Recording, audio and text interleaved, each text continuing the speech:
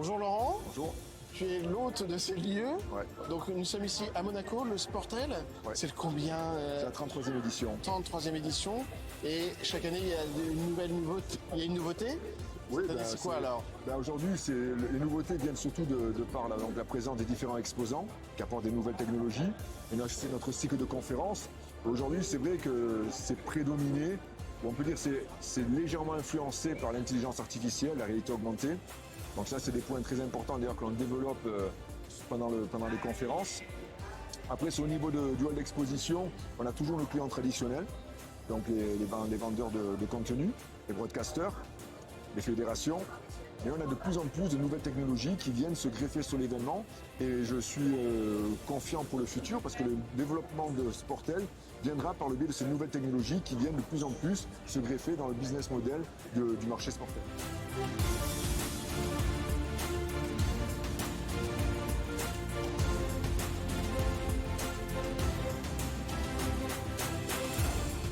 On parle du développement du Sportel. L'année dernière, il y a déjà une nouveauté, c'était Bali. Ouais.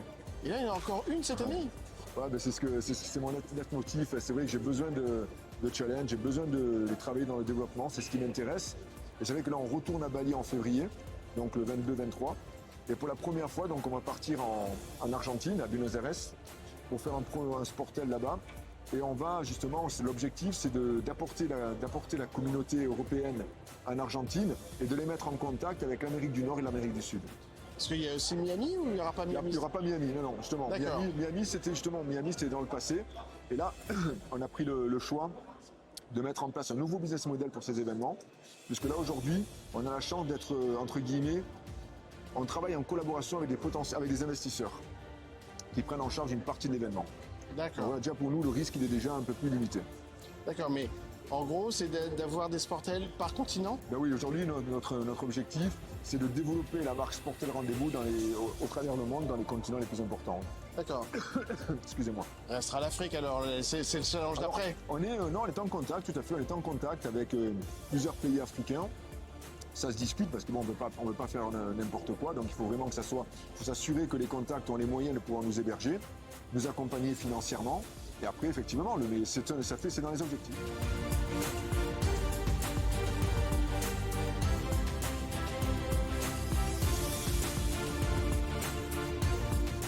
Il y a quelques Sportels, une présence, une percée du e-sport, là on le retrouve moins. Oui, c'est exact.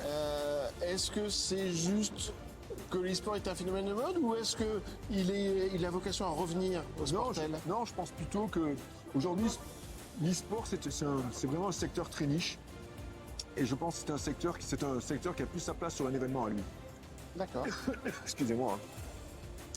Donc on peut imaginer à un moment donné un événement e-sport en principauté par exemple? Oui, mais je n'aurais pas le temps de l'organiser. Là, j'en ai déjà assez, donc c'est déjà assez compliqué. Par contre, je pense que oui, il y a souvent... Parce qu'il y avait l'e-sport bar à Cannes, Ouais. qui a été annulé, donc il y a vraiment une place à prendre.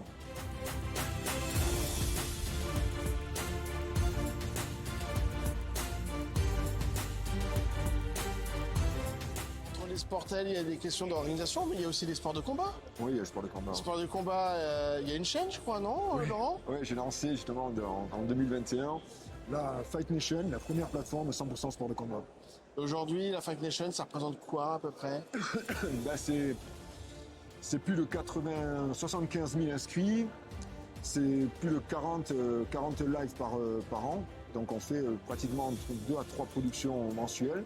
C'est plus simplement la boxe. Aujourd'hui, on est sur tous les sports de combat, dont boxe, pied-point, donc kickboxing, muay thai. Également MMA? le MMA, on fait pas du premium, puisque le premium, vous savez qu'il est sur des chaînes encore linéaires à ce jour. Hein. Ça peut changer dans le futur, mais en tout cas, il est toujours sur les chaînes linéaires. Et la boxe française également. D'accord. Et on voit quand même une forte présence sur le Sportel des sports de combat.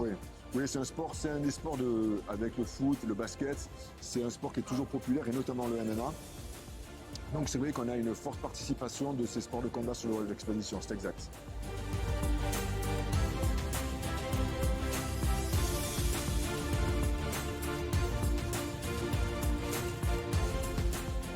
Ici au Sportel à Monaco avec Sacha Nokovic. Bonjour.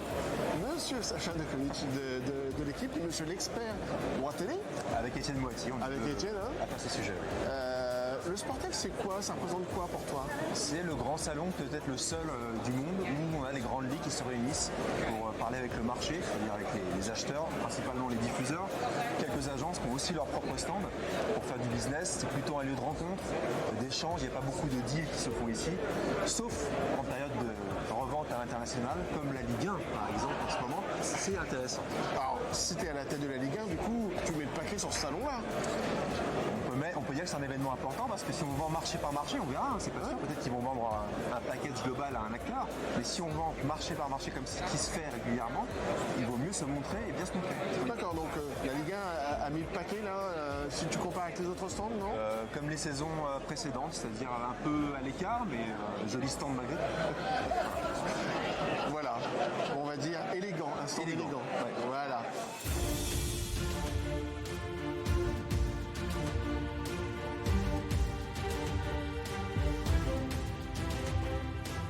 Tu as fait un podcast, droit télé, droit du foot. Droit télé, le foot à tout prix. Voilà.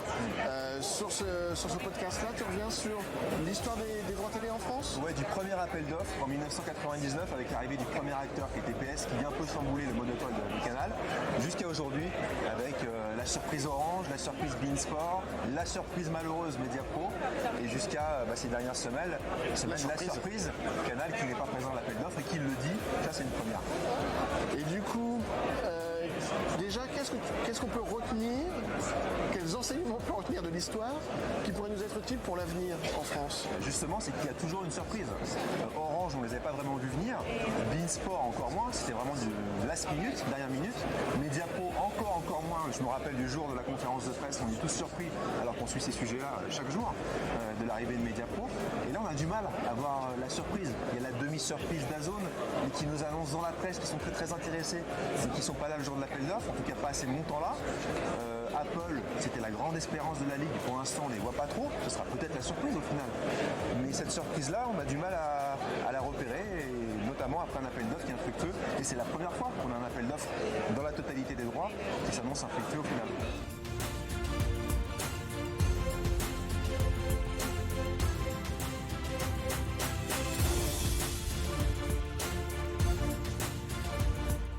Que la Ligue voulait le milliard. Mais d'une façon générale, on peut dire que le football français a besoin de ce milliard. Oui. Si on regarde en plus le deal qui a été avec CVC, qui fait que même à droit constant, elle aurait moins finalement que... Pas avec le milliard quand même. Avec le milliard, Non, avec le milliard, oui. Mais si les droits actuels étaient renouvelés à montant constant, bien sûr, les clubs auraient moins encore.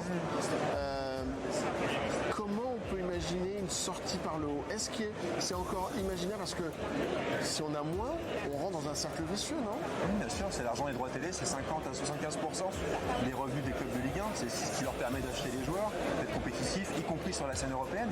Et c'est pour ça que l'absence de Canal, on la constate, mais ce serait aussi préjudiciable pour elle, qui va diffuser toutes les Coupes d'Europe avec les clubs français à partir de la saison prochaine. Il faut des clubs compétitifs. Donc elle ne peut pas être complètement éloignée, même si elle ne mise pas directement sur ses droits. On sait qu'elle distribue des chaînes comme Beansport, DAZN, Apple maintenant.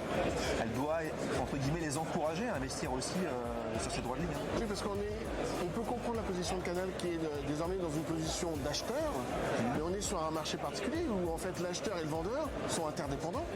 Dans quel sens? C'est-à-dire que si j'achète bas, mais ce que je montrerai sera demain de faible valeur.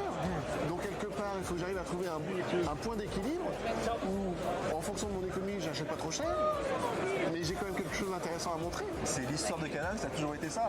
Ils auraient pu à un moment ou à un autre payer les droits moins importants. Ils l'ont toujours fait en cohérence, pas forcément avec leur économie, mais avec le système d'abonnés autour de la Ligue 1 qui était à un moment le premier vecteur d'abonnement chez eux et qui désormais, on le sait, passe juste après la Ligue des Champions.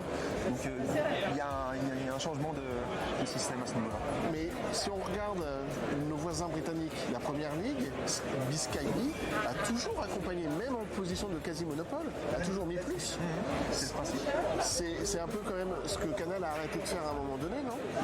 Non, ils vont arrêter de le faire là depuis quelques années parce que le deal avec Mediapro, ils l'ont eu en travers de la gorge, alors que honnêtement l'appel d'offres était structuré de manière très carrée, il n'y a pas de souci. En revanche, c'est vrai que le deal avec Amazon de juin 2021, là ils l'ont vraiment en travers de la gorge. Et là, on peut comprendre un accord à 250 millions pour 80% des matchs. Ils payent 332 millions sur un deal signé en mai 2018. C'est un peu plus compliqué à avaler. Et donc là, est-ce que tu arrives à avoir un zeste d'optimisme pour la saison prochaine? Il faudrait que Canal+ s'engage un peu plus clairement sur ce deal de gré à gré qui va se faire dans ces prochains mois. Si jamais elle annonce publiquement qu'elle ne veut pas négocier avec la Ligue, là ça va devenir très dangereux pour la LFP parce qu'on sait encore une fois qu'ils distribuent la totalité, pas la quasi-totalité des acteurs en dehors de Prime Video. Donc si elle annonce après un appel d'offres infructueux qu'elle non plus en gré à gré, éventuellement à un prix inférieur, elle ne veut pas y aller, là pour le marché c'est un signal d'alarme.